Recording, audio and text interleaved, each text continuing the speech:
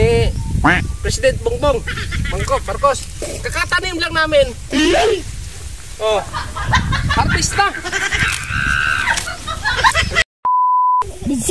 Ako mga taga Manila, mga idol.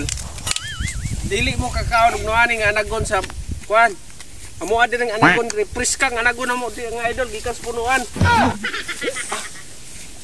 Kakatanim lang nito. Kahapon. Tinanim niya kahapon oh. Tanim na. Bago na tanim. Harbiso na to.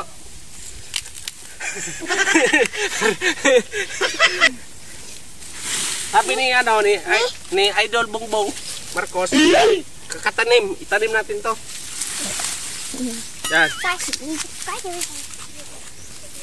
Katanim. Katanim pa lang yan, ay Idol. Katanim pa lang yan, ha? Yan. Katanim pa lang yan. Galing mo!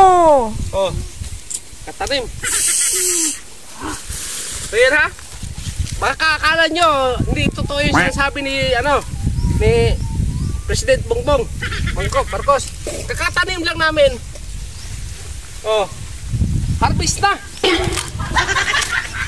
Harvest na. Harvest na.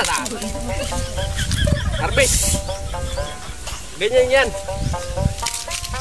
Oh. Bilis harvest to. Kakatanim lang. Oh. Ha? Oh. Namo ana? Ha? Katanim lang?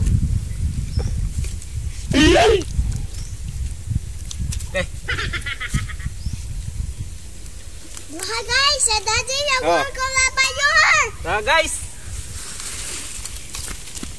Hey Mox, napayo na dati. Si Dad. Dati ba Mox? Kini siya pakaon ni sa kabaw guys. Intra to vlog daddy oh. Vlog. What intra?